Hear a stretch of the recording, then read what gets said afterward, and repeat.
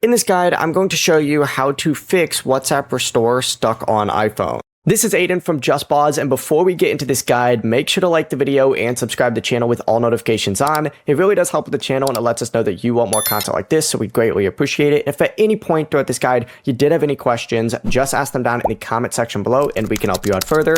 I'm going to be doing my best to reply to every single comment down there. First things first, you need to connect a strong Wi-Fi network and just keep your phone plugged into power. Also confirm that you are using the exact same phone number and Apple ID that created the backup, and if it's still stuck, what you need to do is just back out, open up the App Store, update both WhatsApp, and then open up settings, and then go ahead and hit general, software update, and update iOS as well. It looks like there's a new beta that just fixes some other bugs that I would need to update.